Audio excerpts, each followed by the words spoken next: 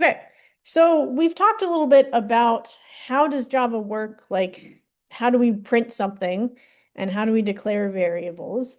And so now we're going to look at some other things that you know from Python that we're looking at how do we do this in Java.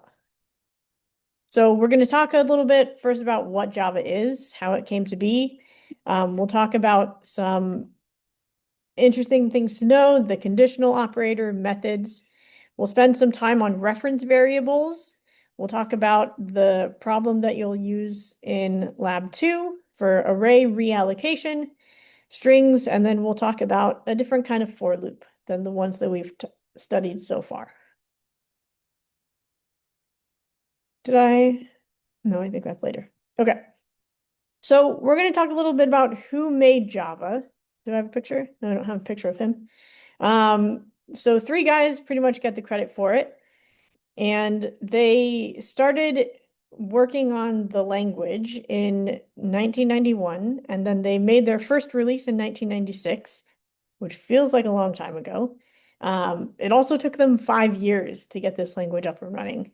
So think of that in terms, so if you're working on your class projects, it usually takes you a semester. And so they were working on this for a long time. So the people who originally made it worked for a company called Sun Microsystems. What they did, they sold computer parts and software. So Java was one of those software packages. And then there's something called the Java virtual machine, which is how we can all run Java. So you had to install a Java development kit so that we can create and write Java programs. And so they released this machine that lets us run Java. They released that open source in 2006. So after 10 years, they're like, okay, now anybody can run Java. And open source, there's different definitions for like what open source means. Some open source definitions say you can, I'm releasing it, anybody can change it, anybody can use it and sell it. Other open source licenses have more restrictions of I'm giving this to you, but you can't sell it or you can't change it. Um, Sun as a company was acquired by Oracle a few years after that. Oracle does a lot of database software, cloud computing, and enterprise software. Uh, and then there's bit of a legal battle for some different parts of Java, where in 2010, so it used to be that Android, so I've got an Android phone, used to be that pretty much every Android app was written in Java. And in order um, to make that happen, parts of Java had to be uh, like open source. And the so Oracle ended up suing Google because Google used Java and made it open source and made it available for anybody to use. Uh, and so that happened in August 2010. And then Oracle's still going as a company. In terms of what we use Java for now, initially it was a lot of web apps. So little things on the web that could do certain things. Now it's used for a lot of cloud computing and databases, plus a bunch of other stuff. Um, I know you'll see this in companies all across the board where at one point the company decided we're going to write this critical thing in this language. And then they left it. And as new languages come out, they don't necessarily say, oh, this new language does this so much better. Let's write all this in the new language because they've already got all the infrastructure for the old language. So even though like Python and other languages may be like the it thing at the moment, a lot of still old code is still written in Java. And so that's one of the important reasons where this is kind of why we study it, why we study a language like this. You'll hear a lot about the security of Java. sometimes not in a very good light. The Java runtime environment, the JRE, is what's needed to run things in Java. That's something that you'll usually install. Um, and Oracle can be slow in providing patches for any vulnerabilities that come up. Um, Another thing you'll hear is that when they used to release Java, they would bundle it with things like the McAfee security scan, the stuff that like ends up on your computer and you have no idea how to uninstall it, that sort of stuff. And so that's one of the reasons that they kind of developed this reputation. And you'll hear about a Java vulnerability every once in a while. I think it was like the log4j vulnerability that came up because someone in Minecraft discovered this. And so then they have to go and patch it. So every once in a while, you'll hear something like that happens. Oh, great. That's the slide that I just referenced. So a whole bunch of companies still use Java because a lot of their code base is in Java. A lot of the banking sector, database, and cloud applications do use Java. And they don't want to rewrite that in a new language. So if you want to go and work for those companies and work on that kind of project, then you kind of have to know the language that it's built in. Something I want us to kind of talk about and think about as we go forward is at the very beginning, Sun as a company owned Java. So if you had a software that was written in Java, you needed a license to be able to run that. So eventually they released the OpenJDK, the Java Development Kit, which is the one that the link that I sent you all to download. People have iterated on that over the years. And that way you don't really need a license. So Sun owned Java, and then they were acquired by Oracle. And so I've got some questions that I also have on the next slide for us to think about of why would we want to copyright code? And do you personally think that a language should be open source, free and available? Which I think is it's very much an opinion question, but I think it's important for us as programmers, like as beginning programmers, to start to think about. Okay, I've got that question later. Actually, let's do this now. So think for a few seconds about these two questions, and then I'll have you pair up with your neighbor.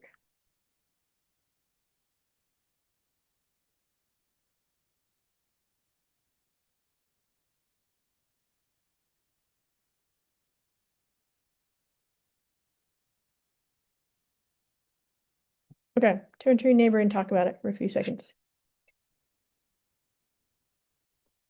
All right, so let's talk about Android.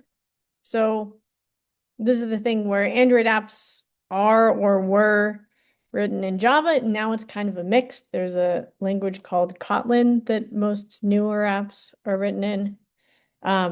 Google used their own version of the Java virtual machine. The Java virtual machine is it's like an enclosure where any of the Java programs that we write get executed in there. So it doesn't go directly to your computer's memory. It kind of lives a level above.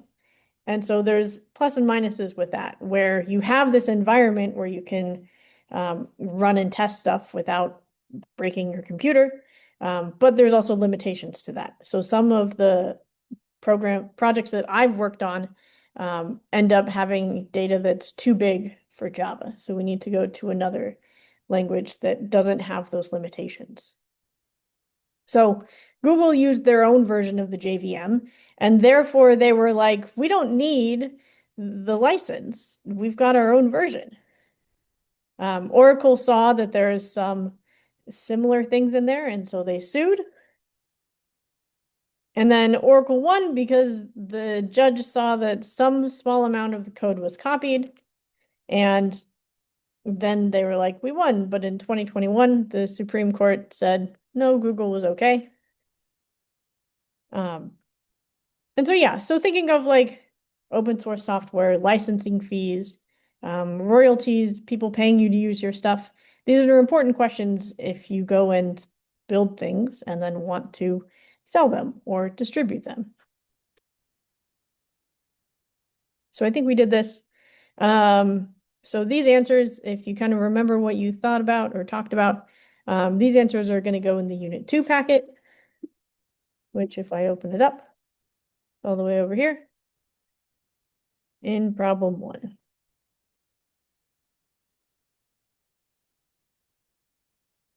Okay. So previously we talked about here's how we installed things. We printed things. We talked about variables. How do we declare and initialize them? Talked about loops, and we talked about logic. And so now we'll go into a bunch of other little things that help prepare us for the next step. So the assignments for this unit, in addition to the Zybooks, the readings, we'll have Lab 2, hopefully on Tuesday, and the Unit 2 packet, which we'll do whenever we do Lab 2, hopefully Tuesday. Depends on how much we get through today. Okay, so you've seen comments in the code. So when we were doing Hello World, I said that these 2 slashes, that's a comment where, here, let me actually make a new class for us today.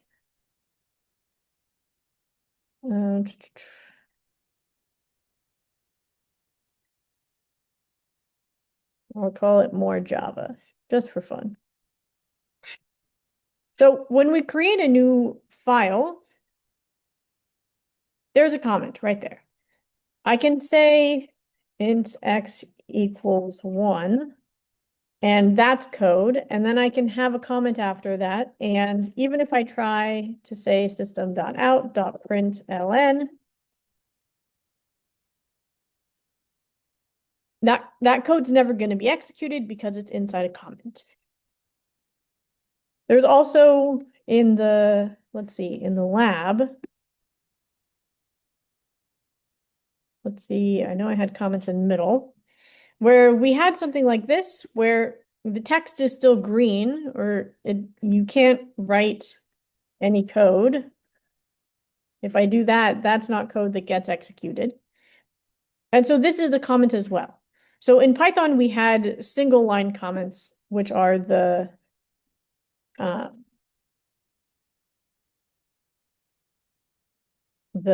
pound symbol or the hashtag. Or if you're musical, it's the sharp. In Java, we've got a few different options.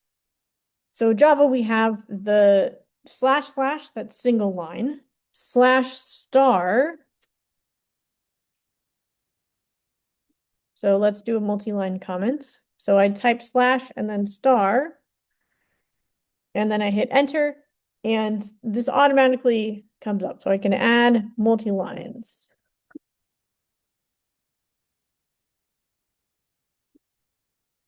And so anything between, so the star at the beginning of the line is kind of optional.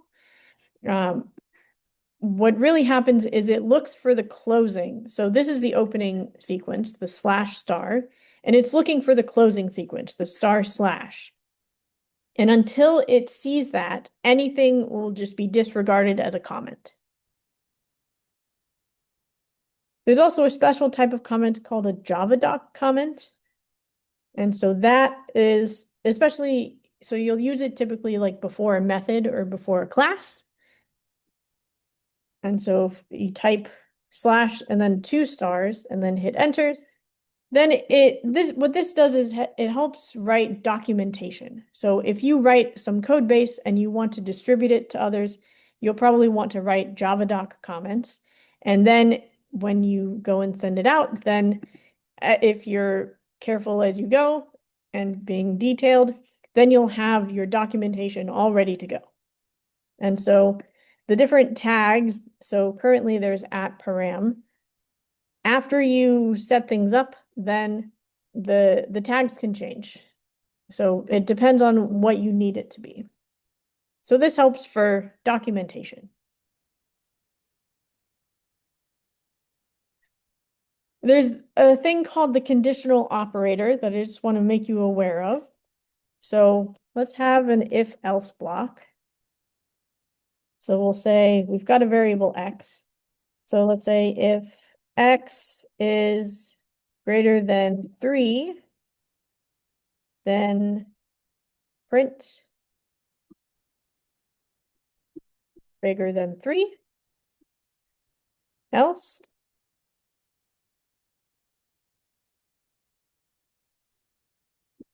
we'll print less than or equal to 3. Notice here that I haven't put in any brackets. Show of thumbs up, thumbs down. Who think this is allowed, thumbs up, or illegal, thumbs down? Will this run? I'm taking guesses. I see a thumbs up. Question mark. Great. Let's try it.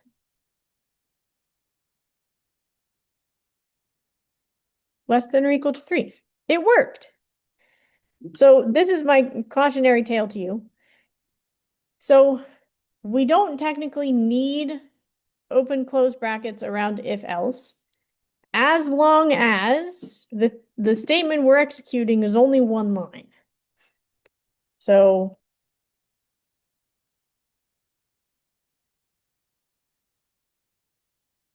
let me say, so I have two statements on one line. This is not great for readability.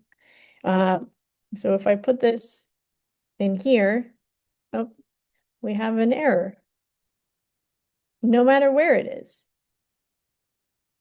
So yeah, so we can't have more than one, if we don't use brackets, we cannot have more than one code statement.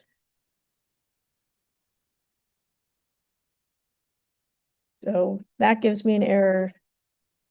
Maybe let's turn off caps lock.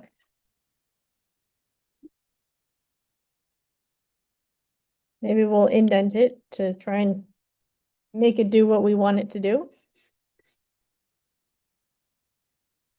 Let's make, so I don't want the else to satisfy. So let's make x bigger than 3. So let's make it 6. Because what I want to have happen is I want the if to trigger, not the else. So I don't want this to print. Oh no, it printed.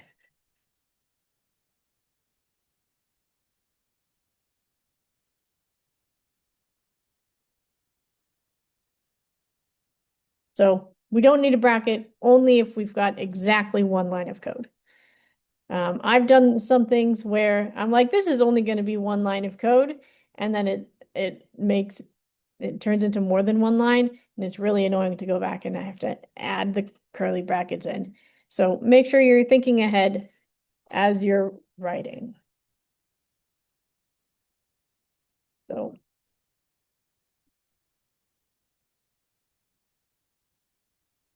this will print regardless.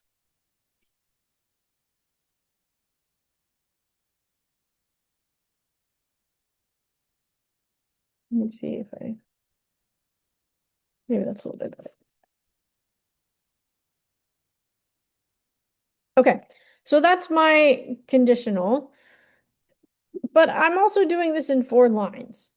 I can do this in 1 line if I wanted to. So we're going to do something called the conditional operator. And so so this is the kind of basic structure. So we have if, then some condition, and then a statement that we're going to execute if the condition is true. Then we have else, and we have a statement that executes if the condition is false. We're going to rearrange that.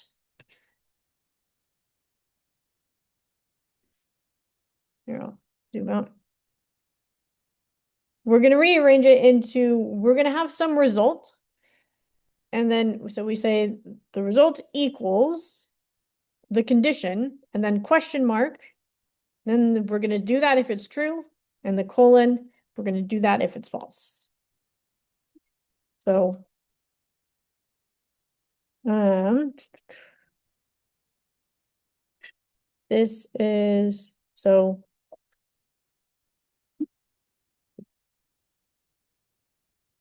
this is where and we because we do need to have this result on the left-hand side of the equal sign. So it's not as simple as like moving it around sometimes. So well, let's instead of we can't print something as easily this way. So we'll save it as a string and then we will it's not gonna then we'll print it once we're done. Okay.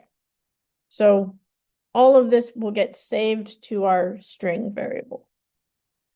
So our condition is x greater than 3. If that's true, we're going to, we want to pass back bigger than 3. If that's false, we want to pass back less than or equal to 3. And that's it. So it'll evaluate it is x greater than 3. If true, it'll assign bigger than 3 to our variable str. If the condition is false, it will assign less than or equal to 3. So now that it's 6, we expect bigger than 3. Again. And there we go.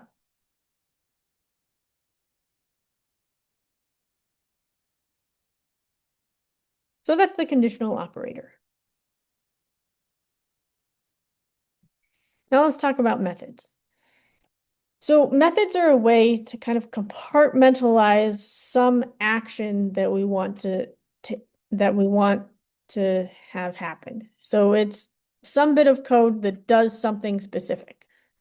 In other languages, particularly Python, you'll hear of this as a function, or some languages call them procedure. Sometimes I will use those two words interchangeably, but in Java, they're called methods. And they're called methods specifically because reasons, which we'll get into later. Those reasons are because Java is an object-oriented language. We'll talk about that. Everything in Java is a class or part of a class or related somehow to a class. And so because of that, the functions that we write are going to be called methods. So we've seen a method already. That method is called main. So it's just a special one. Let's look at what a method looks like in general.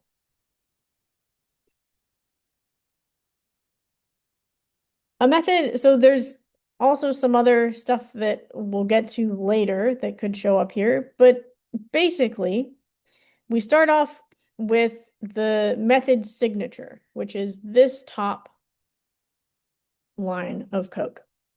And our method signature has to have our visibility. So who gets to see and use this method? Whether or not it's static, we have a return type. So remember, Java is really strict about types. So we need to say, here's what type my variable is. Similarly, we need to say, here's what type my method will return. We've got the method name, parameters, and the code that we actually put in the method. So we'll talk about each of these. But first, let's look at main. So visibility, whether or not it's static, and the return type. So what's the visibility of main?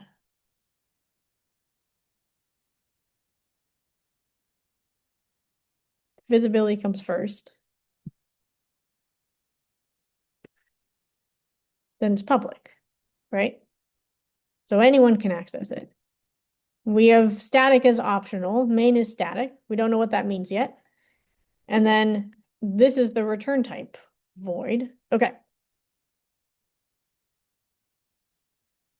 So for visibility, we've got options such as public, which is anyone in any file, as long as they have access to this file, they can use this method. Private means no one outside this file. So, for example, if this was private, which it can't be, but well, I guess it's technically available. So if this is private, no one outside morejava.java can access my main method. So they couldn't if they tried to. They would get an error. We can also have nothing, which that means package visible, which means that anyone in this file and any code that's in the same folder can access it. So these two, so in the lab, we had the main package and the test package. So these are basically folders that group related pieces of code. Main is a package and it's got 3 files. Let's say if the categorized, if that was not public, then only beginning, middle, and end could access categorize permits as a method. Anything so if we did that, then the end tests wouldn't work because we get an error. The method categorize permits from the type end is not visible. So we can't see it. It's only package visible. It's only accessible to the code inside the same package. There's also protected, which means only this file and any of its subclasses can access it and use it. We'll talk about what subclasses means a little bit later. So for static, we have to kind of talk about classes. So all of our code lives in a class. So if we go to more Java, it says at the very top, public class more Java. If we go to middle tests, it says class middle tests. If we go to end.java, we have public class end. These are all classes. A class is a thing. It's a discrete object. And all of the code in the class lives in the object. Sometimes we need to construct the object. We'll talk about this when we look at reference types. Other times we don't need to actually make it. And so this is where, so when we don't need to make it, this is kind of what we call scripting, where we don't need to construct anything in order to run our code, which is what we've been doing so far. So we don't need to actually build a more Java object. We just need to be able to run more Java to do the things we want to do. And so we'll revisit that as we go. But when we don't need to make the object, then we can have the method be static.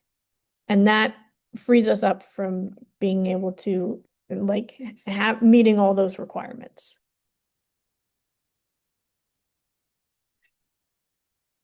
In terms of return type, so we have to, let's say we have a method. Let's make a method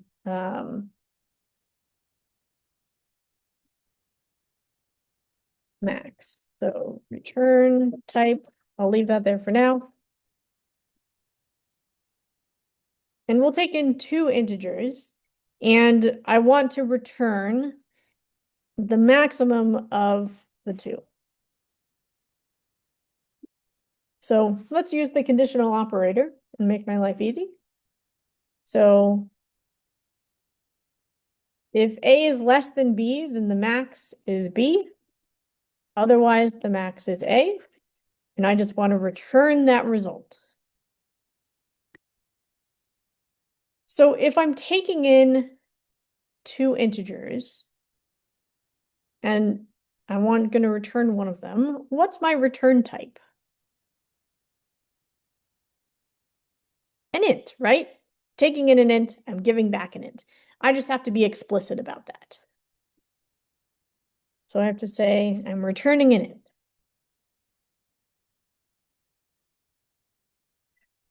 So the question is, do we need to hand some results off to whoever called us? And if the answer is yes, then we need to specify, here's that type. If we don't need to return anything, then the return type is void. And that means we return nothing at all. So that's the case for main, where we don't need to return anything. And so we just say the return type is void. Let's see, for end, the return type is string.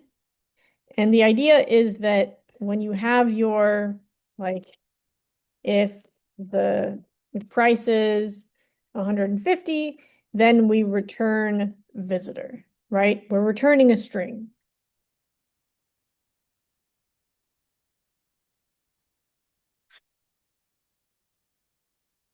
In terms of method names, the same rules that apply to variables, where we want to start with a lowercase letter and then any combination of uppercase, lowercase, numbers, and underscores, those same rules apply.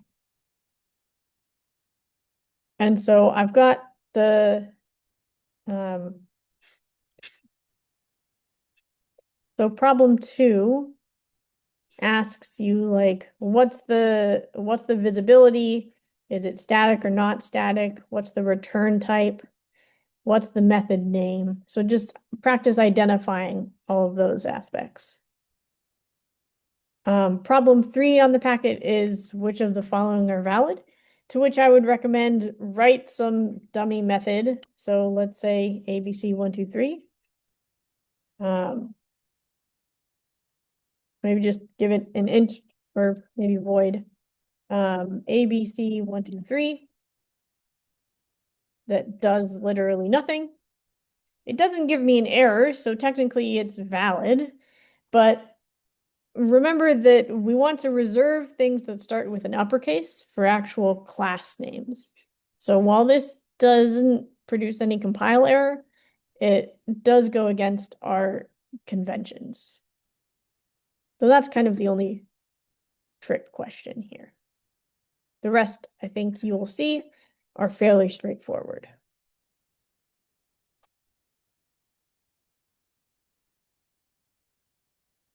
All right. I'm zooming through a lot of this stuff because I'm trying to have us work on lab 2 by Tuesday.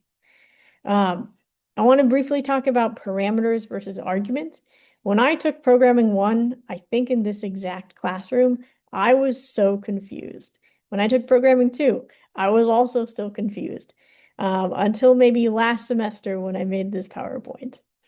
So you'll hear parameters versus arguments. And you're like, oh, that's the stuff that goes in the parentheses. And so we can use them interchangeably. Technically, not really.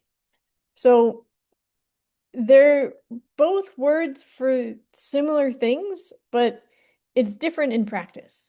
So when we're setting up our function, so this is a function in another language that's not Java. You can tell because it doesn't have any return types. It takes in 2 numbers and returns the sum of them, right? Simple enough. When we're designing this function, we are thinking abstractly.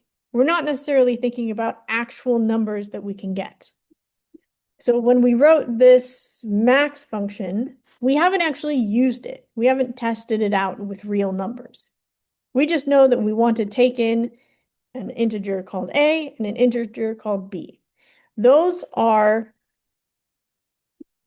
parameters. So those are our, like, high level, general, this is what we want to take in. When we actually go to use this function, so let's go down to main, and we'll call max of 1 and 2. That's when we use arguments of these are the actual values that we're putting into the function to get some result. Let's run it just to make sure that it works. The max of 1 and 2 is 2. Hooray, we didn't break math. So when we're planning things out when we're writing the method, the things in the parentheses are parameters. Those are the things in general. when we, sorry, when we use it in practice, give it actual values, those things in parentheses are the arguments. This might come up on a test. Of which I will mention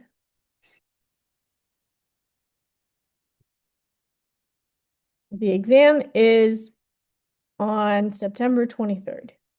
So it is this month.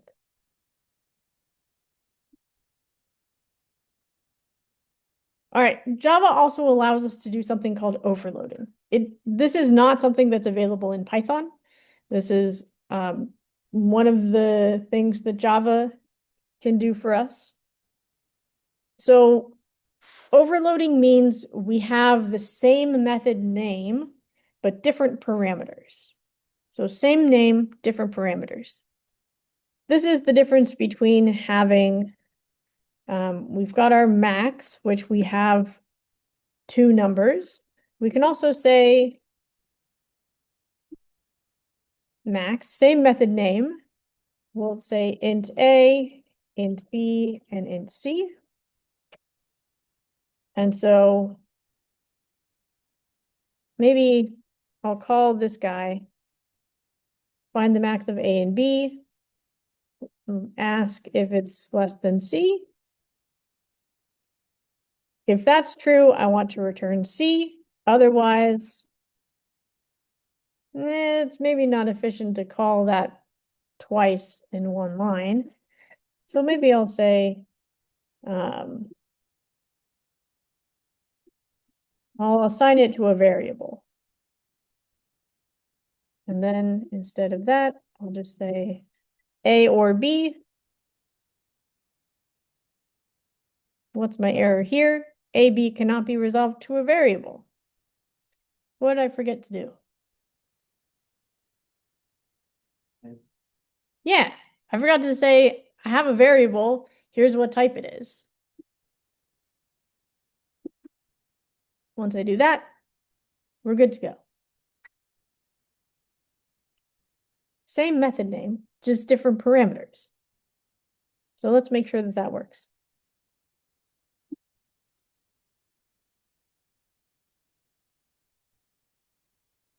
So what should we get in asking for the max of 1, 2, and 3? 3. Yay.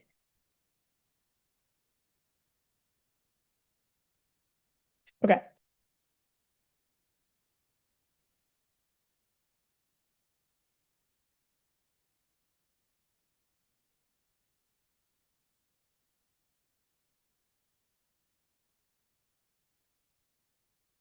All right, so we've overloaded this method now.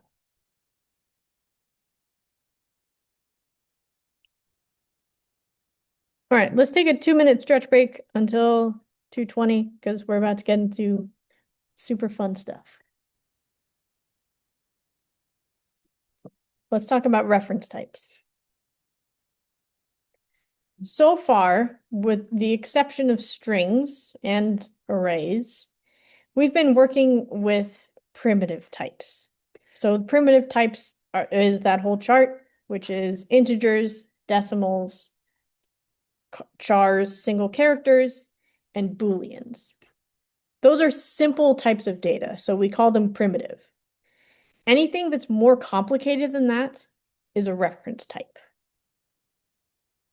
So the way that it gets stored in memory is different depending on whether it's a primitive or a reference type. So like if we have some value for age which is 5, then it gets stored in a box in memory with that value 5. And so this is also true. Let's see if this works for me. I think that just annotates on top of Zoom. Where's there it is. So if we have a char and I want it to hold the letter S, then there's a box in memory. We know it's a char and it's going to hold this value at S. And let's like name it maybe initial. So it's got a name, it's got a value, and yeah, and it all lives right there. The difference between that and reference type is now let's say if we have so this is the case for a point. Let's say we have a string which says hi. That's a reference type. It's more complicated than just a primitive. It's chars, characters, all smushed together. And so we'll have a variable called str, and it's not going to store the actual string. It's going to store some memory location, its address, which is going to point to somewhere else in memory where this object actually lives. And so it's going to point to somewhere else, and that's where it has hi. So that's what's happening under the hood. So you'll hear about pointers or references because this variable references another spot in memory where the data actually lives. This is really important. Primitives are handled by value, so directly. So the number, the character, the Boolean, true or false. References are handled by memory address. So to compare one or the other, I found some slides online. So primitives there's 8 types of them. They store the data directly. They can only hold one value at a time. It takes less memory to store it, and it's very fast because we store it directly. We know what kind of types are possible. And so in that way, it's faster. Reference types, on the other hand, we can have as many as we want. We will define many reference types in this class. You'll define many reference types for assignments. Reference variables store an address to where it lives. And we're not limited to only one value. We can hold many values. The downside to that is it takes more memory because we're storing all this additional information, and it's a little bit slower. So again, reference variables store the memory address to where the object is. Reference variables can be whatever we want. We get to be designers. We get to be creative to say, here's the kind of variable, here's the kind of object that I want to build that's going to be useful for me for code. So we can do that. We have freedom. So to hammer this point home, these are the primitive data types. So all the things on the left should be familiar. The non-primitive data types, the reference types, we've looked at strings, we've worked with arrays. The other things include lists, sets, stacks, vectors, dictionaries, anything else we could care to come up with. So we're going to start with an example of a house. So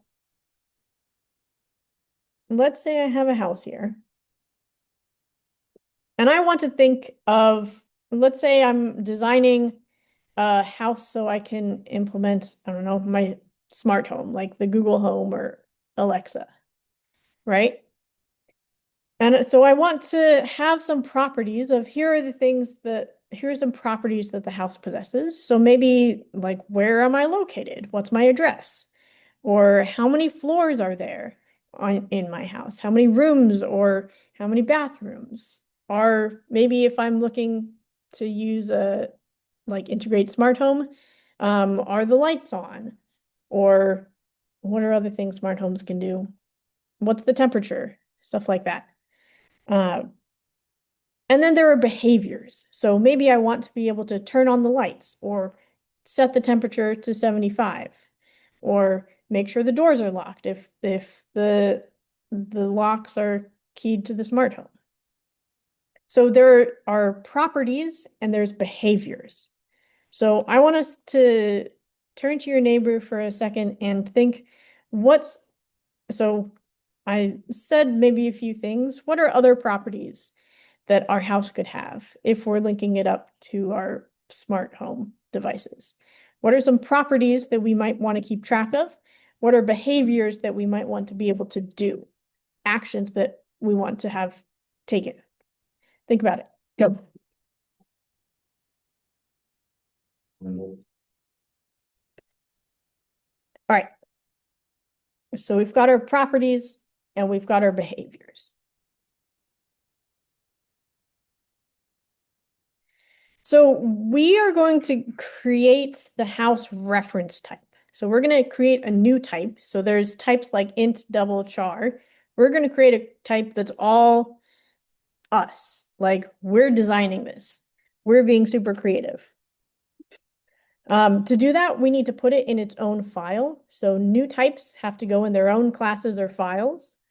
And so when I did this slide deck, I just made it house. We're going to make it smart house. So let's do that. So in Eclipse, I'm going to do it this time with Command N, or if you're on Windows, Control N, and I'll make a new class. I'll put it in the package U2 reference types. So let me do dash, no, let me do underscore, yes.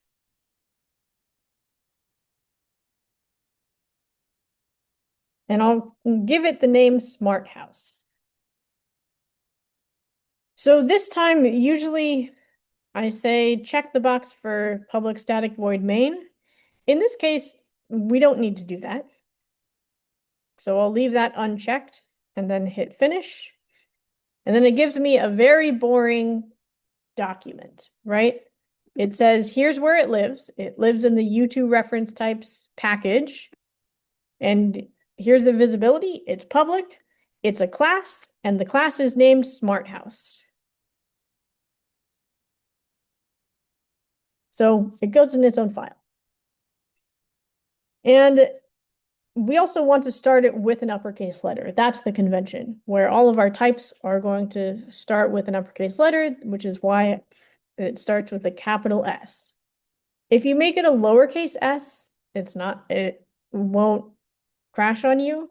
But again, this is Java convention. Another thing to note is if I'm editing this and later I decide, oh, I wanted to make it like Smarty House instead of Smart House. And then I try and go save that and like, great, I'm good to go. Unfortunately, I have an error.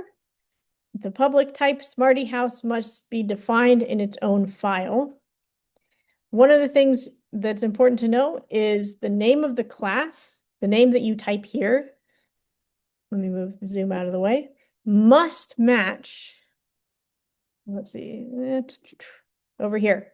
So the name of the class that you type must match the file name. So those two have to be equivalent, otherwise it complains.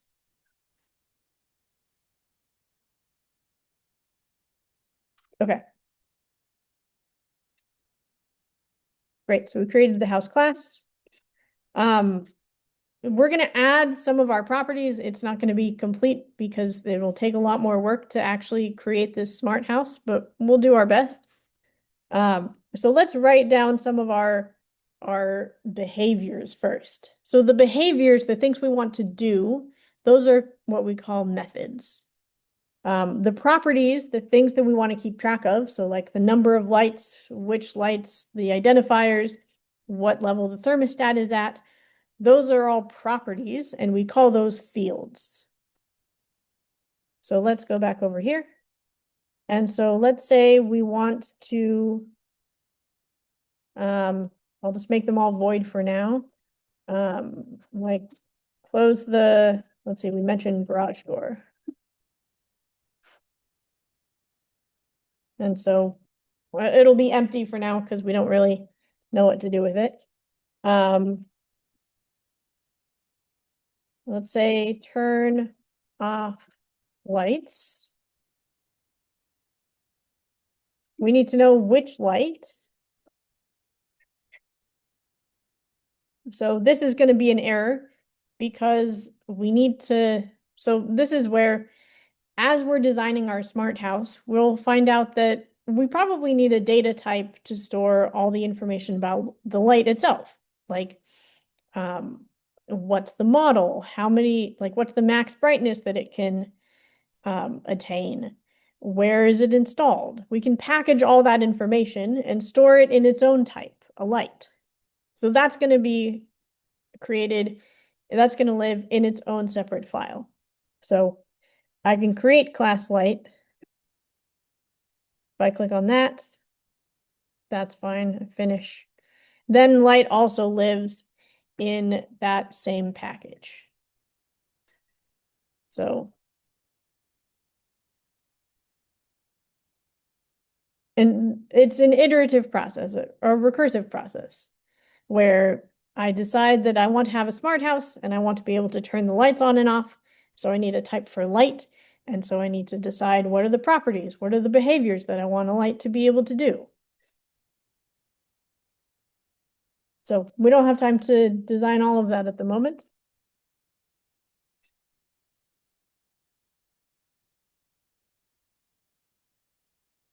So maybe I say, okay, that light, turn it off, something like that. That's going to give me an error if I leave it, so I'm going to comment it out. So these are our methods, which are behaviors. Things that we want our smart house to be able to do. We also want fields, which are properties.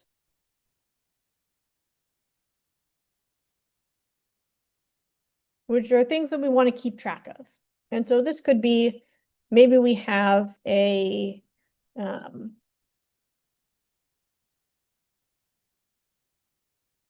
our list of, here are all the lights in the house. So those are, in each of those, remember when we're defining an array, we have, like if we have an int array, first here is the type of thing that lives in the array. The brackets say this variable is going to be an array. And then the thing in blue, for me at least in light mode, is the name of the variable. So here we're saying we're going to have an array of objects that are of type light.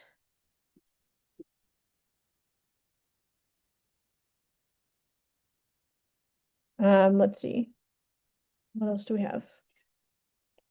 The address. So we can have maybe like a string of here's where the house is. So that's useful if you want to ask your assistant to order more paper towels, and it'll know where your address is and send it there.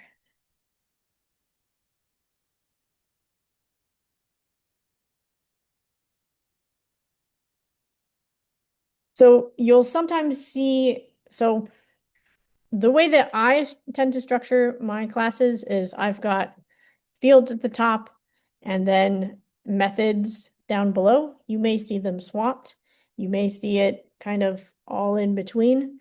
I don't know that any one of them is wrong. Mostly up to personal preference.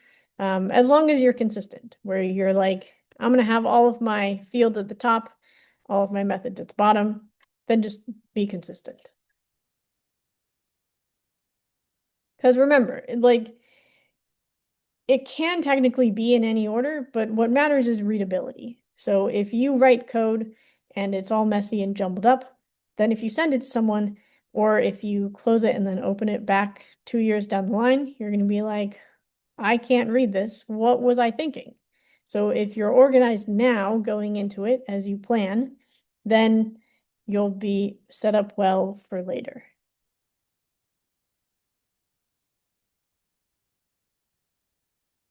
Okay, so once we define all of our fields and all of our methods, we've got all these general ideas for our class, but we don't have any like actual data yet. What we need to do is we need to construct it. this is analogous to if I have an outline for a book or if I have an outline for my seminar essay, having an outline for my seminar essay is different from actually having a written seminar essay, right? It's I'm working on this versus I can turn it in. So we need a constructor. We need to go through that process of actually expanding our outline and getting to that finished product. And so the job of the constructor is to build sort of our rough draft, where we give some initial values. Those can always change later, but we need to give some values for us to get started with. So the way a constructor works in a reference type is we need, I don't have this slide here at least. Maybe I have it in a later unit. Maybe it helps if I spelled constructor correctly.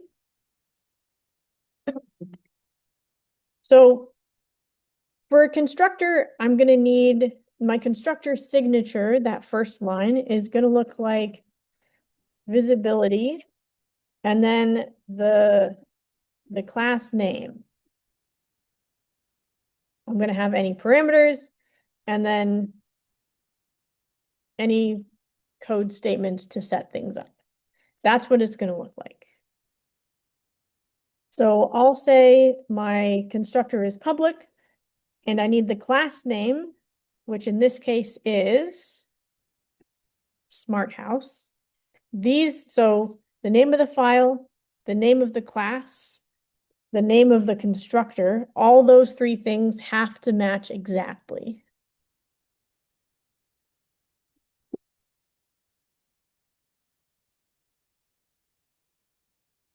And so maybe I'll say,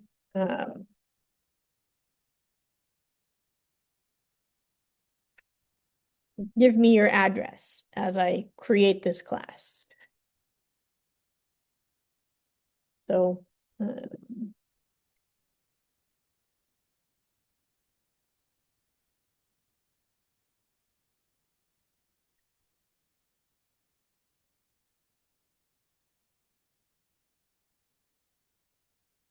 oh no, the ice cream flyer fell. Okay, I'm adding print statements here, not because so we're not going to be able to actually do anything with our smart house without a lot more code and planning. But we'll have print statements to pretend that we did something. So those are our methods. We'll take in the address, and so the purpose of the constructor is to set things up with some initial values. And so we'll say, I have this address and I have a property called address. And so I want to set those two things equal to each other. The way I do that is I say this dot address is equal to address. This may seem silly because I have two words that are spelled exactly the same on two different sides of the equal sign. But in this case, the pretty colors clue us into what's happening. So this address is written in kind of brown text, and that matches the text that's up here in the parameter. This text is blue, which matches the blue text of the property of the field. And so what this is doing, this assigns the address parameter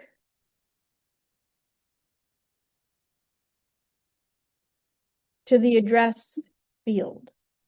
So we're taking what we've got in and we put it to our property now. And the way that we refer to the address field is with a keyword called this to say, I'm working on a smart house. I want my smart house's address to be whatever this data is. So I'm going to add one more method.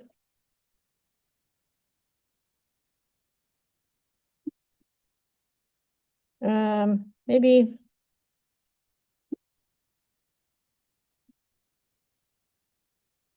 let's say I want to order toilet paper. Again, I can't really do anything, but I'm gonna pretend that I did. So we'll print um, ordered toilet paper 2, and I'll say this dot address.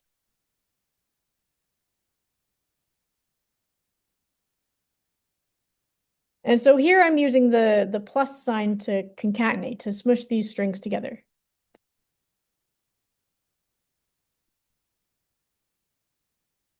So that way I can use that field. All right, so I've got my constructor, which is just adding any initial data that we want. And now we want to be able to test it out. So what we need in order to run a program is a main method. We could put it in house.java. We could also put it somewhere else. So in general, for simple examples to get started with, maybe it's fine to put it in the same class. But in general, we tend to prefer having the driver in a separate class. So to just have the class implementation in one file and the driver in another file. So let's make a new class. We'll call it house driver. I will give it a main because that's what lets me do something here. So I'll make sure that box is checked. And now in my main, I can call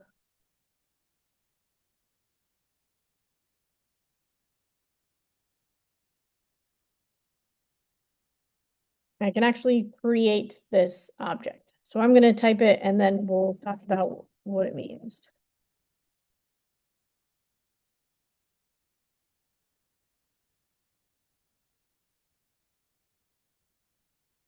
So just like with primitives, the way that we declare reference variables is similar, where we've got the type name on the left. The type name is smart house. The type name is the same as the file name, which is the same as the class name, which is the same as the constructor name. All three of those match. And so when I go to actually create my variable, I'm going to say I want it to be of type smart house. I just made that type. Nobody else has made that type that I can access on here. So that's something that I wrote. And on the right-hand side, it looks a little bit different. I think I've got slides explaining that. But this is how so the left-hand side is declaring, and the right-hand side is what we call instantiating. So I think I've got that. Yes, I do. So yeah, so on the left-hand side, we still have declaring, where we have, here's the name of the type, here's the name of the variable. So in this case, smart house is the name of the type. My house is the name of the variable. I could name that anything I want, ABC123. I don't know. I love Google or something if it's a Google smart house. So that's the variable name. Then the right-hand side, we have to have a few standard things. We need the keyword new. We also need to say the type name again. And then we've got parentheses, and then anything that we set up in the constructor goes there. So the constructor that we had over here, public smart house string address, that's our constructor. That's what gets called. So we said, I want to take in an address string. And so then over here, we gave it an address string.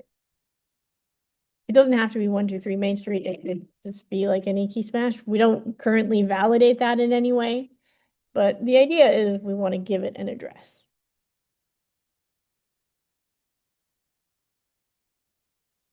And the right-hand side, so the left-hand side is still declaring. The right-hand side is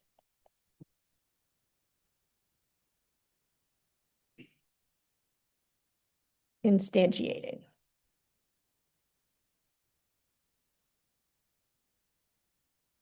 All right, so we've got some operations that we can work on this. So let's have two houses. So let's have my house and my house too. And then instead of 123 Main Street, let's say they're right next to each other. One's at 123 and one's at 125.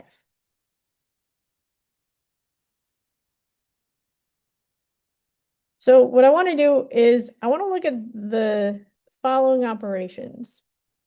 So I want to see if it's going to give us some error or something like that. So if I set up a print, if I can spell it correctly, if I have my house and then some operation and then my house too, I want to know if the operation works out. So let's take equals equals. Equals equals doesn't give us any errors. If I run this, it prints something, so it prints false. So I think equals equals is okay. And so we know what equals equals means, which says this thing is equal to this other thing. So what does that mean? That my house is not my house too. Great. I've got other operations. If we try exclamation equals, remember exclamation means not. Do we think this is, first of all, do we think it's going to work? Thumbs up, thumbs down. I think it will work. Equals equals worked. So not equals, I think, should also work. Save that. True. Which means that these two are not the same thing. Which we expected. They're two houses, they live at different addresses.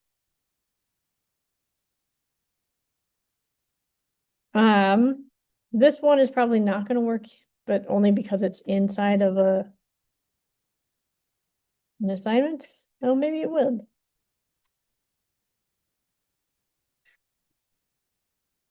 Okay, so that did something, and it prints some. So it says, here's where it lives, here's the name of the class, and some gibberish. So it did something. Remember, the single equals is the assignment operator. So when we assign something, let's do a multi-line comment over here. So single equals is assignment. So if we have A equals B,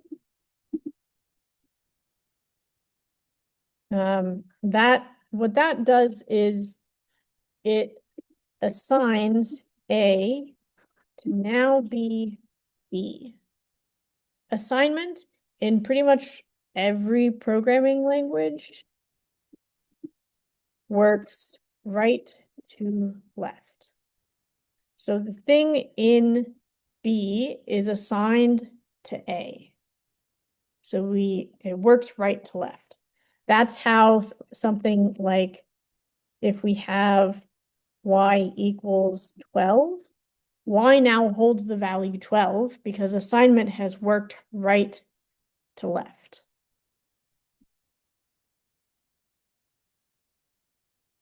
Okay, so equals works.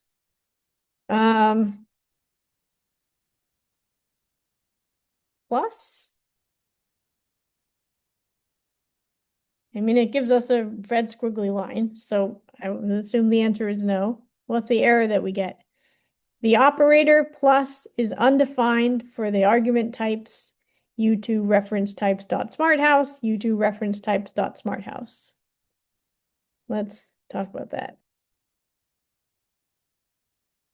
So it's saying, so the thing about the operators, so we've got these operators, we've got the testing for equality, which is the two equals or the exclamation equals. We've got our arithmetic, which is plus, minus, divide, multiply. We've got like our plus equals or plus plus or minus minus, stuff like that. And so for integers, we know for integers, for numbers in general, we know what it means to add two numbers. For strings, at least, let's see where we did. For strings, we define, here's what it means to add two strings together, where we just put them all into one, right? That's concatenation. We as designers have not yet specified what it means to add two houses together. Like, does it mean that now one person owns both properties? Does it mean that we're combining them all into 123 Main Street? Does it mean we like lift 125 Main Street and put it on top of 123 Main Street? We don't know what that means. It's super unclear. That's why we get this error. It's complaining to say the operator is undefined. I don't know what it means to add two houses. And so it says one of the arguments is a smart house. The other argument is also a smart house. I don't know what it means to add these two types of objects. And I imagine if you use our other known operators, so if we do minus, we will also get that error. So if I hover over it, the operator minus is undefined. This is going to give me the operator star is undefined, and so on. So we don't know what it means to multiply two houses together. We could define that if we wanted to, but as of now, we haven't.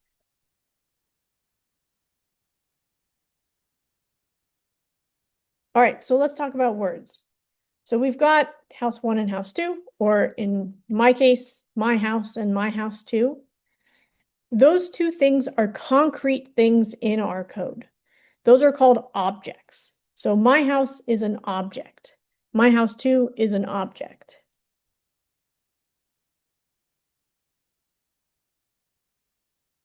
So we've got my house and we've got my house two. Those are both objects. An object is an instance of a non-primitive type, which is a sentence full of words. So an object is an instance. An instance is a concrete example. So that's the difference between, like, if you haven't seen the mug that I used to drink tea, you can imagine, like, I have a red Yeti mug with a label on it. Like, you can imagine that in your mind. That's different from having my red Yeti mug with a label on it, right? One is the idea of the thing, and the other is the actual thing. There's a difference between I'm going to read my seminar text for tomorrow, and I have read my seminar text for tomorrow. One's the idea, one's the concrete instance. And then the other words in that complicated sentence, non-primitive type. We know what primitives are. Those are your numbers, your characters, your Booleans. And non-primitive is basically anything else. So an object is an instance, a concrete instance of a non-primitive type. And so that's also like if I have 123 Main Street, that's different than a house on Main Street. One's an idea of just a concept. One is actually like there is a house at 123 Main Street. It's somewhere where I can go and visit.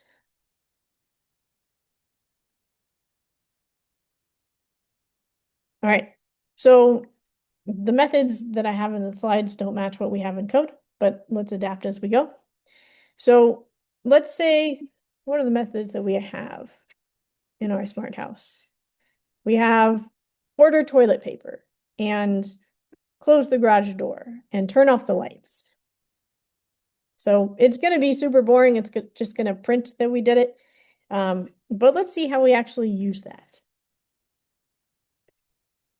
So in housedriver.java, I'm going to say my house dot, so the period sign on my symbol on my keyboard, and some things pop up. So address, lights, close garage door equals get class hash code notify all order TP toString turn off lights. So some of those things we defined, some of those things we didn't. Those things are stuff that gets inherited from the base Java class. We'll talk about that later. But for now, let's say we want to order toilet paper. And so if I do that, and then I run it, now it says it ordered toilet paper to 123 Main Street. So what's happened here is I have a smart house object called my house. And I said, for my house, I would like to order toilet paper. And so to do that, I use dot and then the name of the method. So order TP, that comes from here, the thing that we wrote. And then it says ordered toilet paper to this address. So in this case, it was 123 Main Street. If I do it for my house too, is it going to give me the same thing?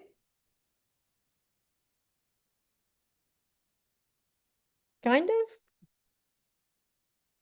What's the difference between my house and my house too? The address is different. So if I call it on my house too instead, now the toilet paper is going to 125 Main Street. Right? So the variable that we use this dot operation, that's what we call this because it starts with a dot. The variable that we use this operation on matters because if we call like a million of these, then 125 Main Street gets so many shipments of toilet paper, and we don't have any at 123 Main Street. So yeah, so we've got the variable name, so that's the name of the house. Then we have dot, then the method name, then any arguments that go in there.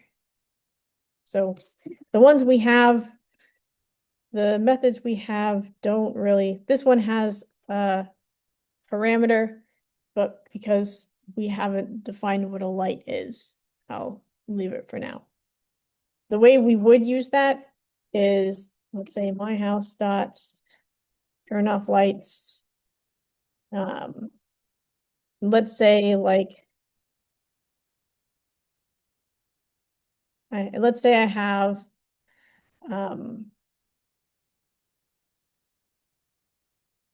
lights, living room. And then I say,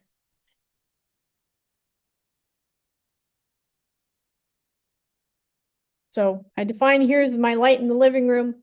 And then I say, turn off that light in the living room. We haven't defined what this looks like. But this is how we would use the method with an argument.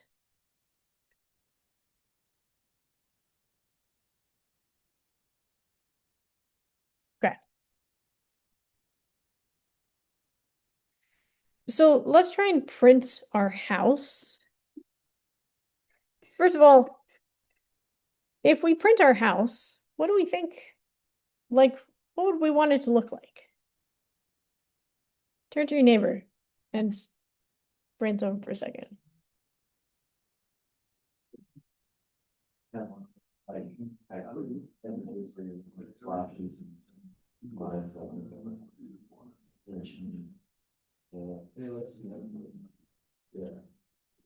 yeah. So I heard maybe like print a picture of the house, print the address, print all the properties of here's what the thermostat is, here's what the which lights are on or off, something like that. And I like those ideas. I think that would be useful. As is though, Who thinks we're going to get anything useful when we just print our house? Who thinks we're not going to get anything useful? I agree. And what's the reason for that? So we get something that we get some combination of letters and numbers. We don't get yeah, kind of. So I say kind of. So this comes from how Java defines. So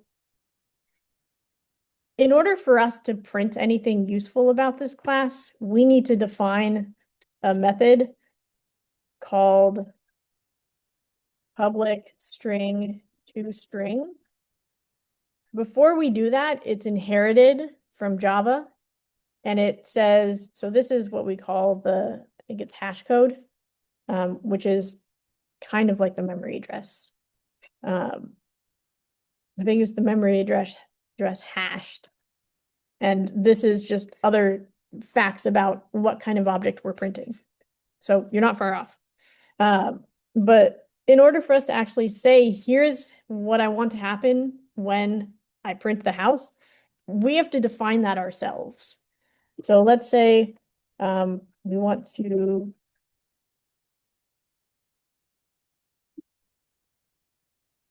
print the address. So the house is located at and it'll print 123 Main Street, 125 Main Street.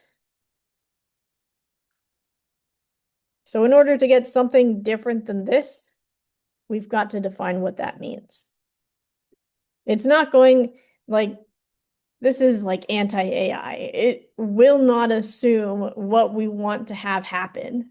We have to define what that means for ourselves. So if I run that, now it says the house is located at 123 Main Street.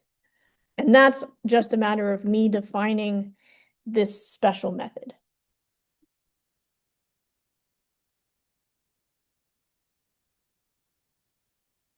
Yeah, so it prints the hash code, which the hand wavy identifies the object in memory. And the way we override that is we have a method called toString. Let's see where we're at. Okay, let's talk about the garbage collector and then we'll be done for the day. So let's say so one of the things you noticed when we were doing the for loops is, let's just say we want to be in a scope here. So